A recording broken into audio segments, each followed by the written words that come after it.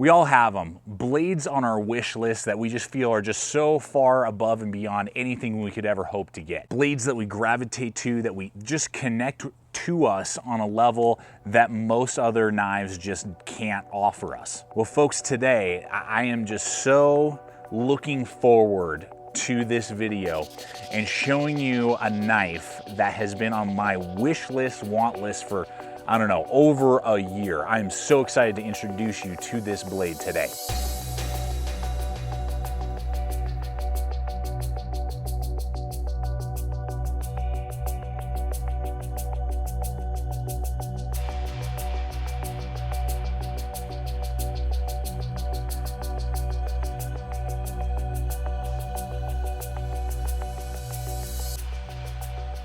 Ladies and gentlemen, the Osborne 943 BK from Benchmade. As I said, this has just been on my desirability for so long. I mean, this knife just looks like an assassiness, you know, I mean, just not only gorgeous and beautiful, but fine and deadly. And that's really why this blade has been so desirable for me. For quite a while, I'd been looking at either the 940 or the 943. Both Osborne designs, they both had the exact same handle shape. It was just a difference basically between the blades, either a reverse tanto kind of sheep's hoof design or this more kind of, I don't know, maybe stiletto piercing dagger design. But with all honesty, it all came down to the handle. The handle on the 940 with the green and purple liner and then the black blade or the satin blade just didn't really connect with me. Whereas with this version, the 943, I could get a black blade, black handle, blue strip down the middle, and it just connects with me on such a visual level right out of the gate. So today is going to be a blast because I finally got my hands on it. I've been able to EDC it for quite a while now, get a really good feel for the blade. We're going to talk about its pros and cons, its performance capabilities, its performance limitations today, and hopefully by the end of the video, you'll be able to determine whether or not the 943 should be on your wish list if it's not already, or if it is on your wish list, if it either needs to stay there and you need to figure out how to get your hands on this, or if you need to delete it and move it on to a different knife. Hopefully you guys will be able to see that as we go along throughout this video, and by the end you'll know what you're supposed to do and whether or not the 943 is the right blade for you. So with that being said, let's get to it. TCB every day, taking care of business. Folks, this blade shape, first off, I mean, you know, it's like a dagger, and I had the option of going with either the Osborne 940 with the reverse tanto or this 943. And after really contemplating it, I love the reverse tanto shape. I just like this shape even a little bit more. It's a little bit more unique than the 940, and just has that giant clip with that huge swedge all the way along the blade here. And we're looking at a handle, or excuse me, a blade length from handle to tip of 3.4 inches. It's going to have a saber grind. The maximum thickness back here at the spine is going to be 0.11, so just a hair under 1/8 of an inch thick. I love saber grinds, even on this style of almost like a dagger-esque blade shape. It's not going to have a lot of belly. As you can see here, it's definitely more of a piercer, but it does give you just a little bit to work with. And then it gives you that really long edge as well right there. S30V steel. Benchmade does a fantastic job with their S30V.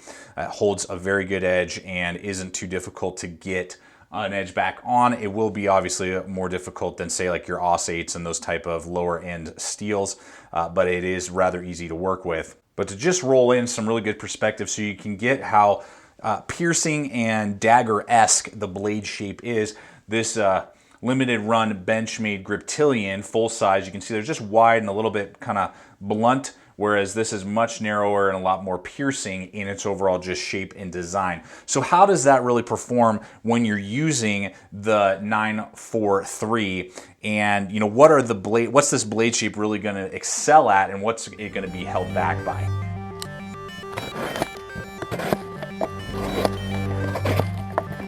Man, just flying through that. Oh my goodness. Awesome.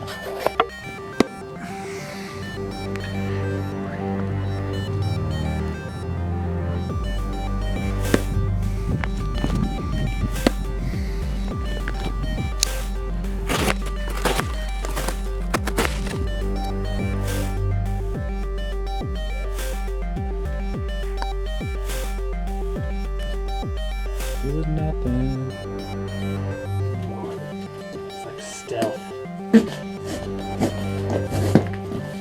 not.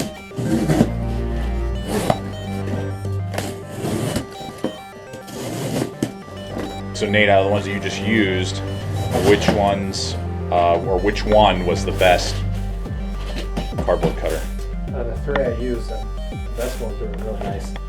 And as you saw in the video, when it comes to your basic EDC tasks, this is phenomenal. I have zero complaints with the EDC capability of it. Going through packaging, going through cardboard, rope, plastic, that type of stuff. It's going to be very fine. It's a very wieldable, I guess would be the word, and very accurate knife in the sense of what you want to cut and how you want to cut it. It's very controllable, which is great, and I really like that aspect of the blade shape and the knife overall. And as we saw with the stabbing, obviously the blade shape just screams to be stabbed into stuff. So it definitely has that capability. It's very strong, and even though it's a rather thin blade, it's got a strong tip, which is really nice with, again, that saber grind, that clip going all the way through, strengthens the blade all the way to the tip, and you are actually going to get some decent traction as well on the handle. Now, I would not say that this is a quote-unquote tactical utility knife. There are lots of other knives out there, even from Benchmade, that I think would be better at that, but you could use it for that and you would have decent traction in the hand as well. Wilderness use, that's where I don't see this knife excelling or really even wanting to take it out on a hike or out in the outdoors. There's just zero belly on the blade, so you're not going to get big, long, sweeping cuts. It's not that great when it comes to trying to do feather sticking, or you're going to try and do some notches or do whatever you might want to do. And even with food prep, it's not that great with food prep because it has much more of that like stiletto, sleek, deadly feel and look and just shape of the blade. It just doesn't really excel out in the outdoors. So this would not be the knife that I'm going to be taking when I'm rock climbing, hiking, backpacking, that type of thing. There's just, again, a lot else on the market that's going to excel better than this knife. So in conclusion to the blade overall and just the overall knife performance and how the blade performs and what tasks are you going to be using this knife in, honestly, it comes down to, my opinion, basically EDC. This is just a really sleek, deadly EDC blade. Centering is going to be perfect on the blade, which is fantastic. Just super high quality for the Benchmade. You can see right there with thousands of opens and closings at this point, still dead center down the middle of the blade. Exact same thumb studs as well that you're going to expect on most Benchmades. They're fantastic, totally ambidextrous, very easy for you to grab, and the blade is extremely fast to open. That is because of the bronze bushings that they put in there, which not only helps with its strength and durability, but it's super smooth deployment as well as a super smooth closing action with the axis lock, which again, I'm not going to spend too much time on because we all know it from Benchmade. We got this little moving bar right here. Been tested for years, very durable, very tough. I've never heard of one failing in normal use for people, and just a fantastic locking mechanism and just a lot of fun because then you're able to close it one-handed, open it one-handed if you want to, not even having to touch thumb studs. Just a really fun blade to play with a very solid, reliable, not only bushings and bearings, thumb studs to deploy, but also a great locking mechanism. How about this handle? This is another thing that really I gravitated to, and this has just been, on the top of my want list for so long, is that it has this nice slim, sleek handle, so it's not going to be very noticeable in the pocket. When we are looking at the overall dimensions of the knife, you're looking at 4.4 inches from front to back, so that's very reasonable for the size of blade that we're getting. It's not going to take up a lot of real estate deep in your pocket. The maximum thickness is going to be 0.4, so nice and thin, and it's going to weigh in at 2.8 ounces. 2.8 ounces for this knife. That's fantastic. And for perspective, running in the Griptilian full size, you can just see how much beefier, clunkier, much more space it's going to take in the hand as well as in the pocket that this model is just not going to do. But this still gives me a ton of real estate, which I really like. Feels very comfortable. You can see there a huge amount coming out the back end on my large size hands. I do have a considerable groove right there, as well as the jimping that you expect from most Benchmades, which does lock you into place. And it's not too slim or too narrow, so it feels like you're holding on to like a pencil or something like that. You are going to get good grip and a good amount of real estate in your hand for the size of knife that you're getting. So fantastic ergonomics for EDC, possibly self-defense. I just don't feel like quite the traction's there for that, but definitely in your pocket, and then doing EDC tasks, as well as possibly giving you just enough grip to get a couple thrusts in if you needed to. I love the blacked out pocket clip. I wish more companies would do that. Just kind of keeps the knife, you know, unobtrusive. Love that. Got the classic pocket clip that you know from a lot of Benchmades. So you're just going to get about ½ an inch sticking up out of your pocket, which is very decent. Gives you just enough to pinch the knife, pull it out, deploy the blade. Now the nice thing is, because of the totally ambidextrous thumb studs as well as the totally ambidextrous pocket clip, this is perfect for righties or lefties. That's nice, and it is tip up only. It's the only way I love carrying my knives. In fact, if it's a tip down carry, I will not carry it in my pocket more than just like maybe for a review. I mean, I'm not gonna regularly carry that in my pocket. I gotta have the tip up. It's just the way I am. I do not like tip down pocket clips. There is no lanyard hole. So those of you loving lanyards, there is no option for that on this Osborne. So keep that in consideration, but a great, very unobtrusive pocket clip, gets the job done. The aluminum is not gonna thrash your pocket at all, but it's gonna be nice and snug and really stay in place when you are walking around town and doing the things you're gonna be doing while you're EDCing this blade. So let's go ahead and talk here about the price point real quick for you on the blade. Now I hunted around on eBay a little bit, found a dealer that was selling this one. I think it was like their last one for about $165 is what I paid for it. When you're careful, when you kind of hunt around, you can find it for about $165. The normal going rate can be anywhere between $175 and $195. And that goes for the Osborne 940 as well. So when you really get down to it, the $165 mark is really what I was feeling comfortable with, maybe $170 max. I probably wouldn't pay more than that unless you are just so hot to trot about this design. Otherwise, I'd be patient and pay right around the $170, $175 is a reasonable price point. I wouldn't pay much more than that, and just be patient because, you know, prices fluctuate on Amazon, eBay, other sites.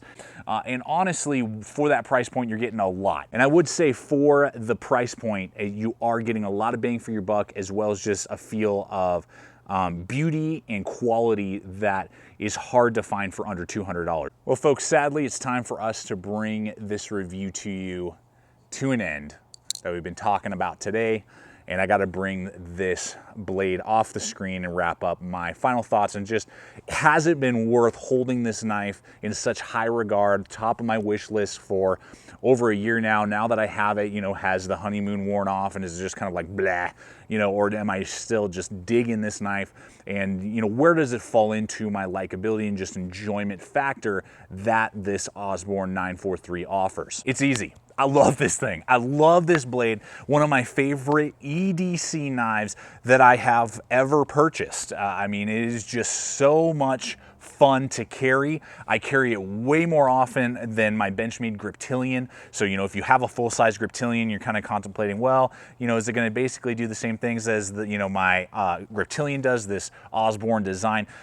In some ways, it's going to do better in the sense of being carried in your pocket and the joy that it's going to bring you. I mean, how can you not love black on black with a hot smoking blue down the back of the blade? I mean, it's just so sick. Certainly going to be more limited than your Griptilian. Your Griptilian you could take on a backpacking trip, you could use in some, you know, self-defense situations if you had to, and you could do a lot of other harder use tasks that I just wouldn't feel comfortable using my Osborne design in. But the term EDC totally applies to this blade. Everyday carry. I don't carry my Griptilian every day. I carry this almost every day unless I'm having to either test out another knife, or very rarely do I want to rotate it out. I mean, it just is hogging the pocket right now and not letting a lot of other blades in because of how much joy, and at such a lightweight, compact, narrow package, taking up such minimal real estate in my pocket, but still giving me a lot of blade length to work with and fine, delicate work for all of the EDC tasks that I may want to put a knife through. So if I could coin a word for you, it would be my love assassin blade. I love it so much, and it's so just feels like an assassin's dagger.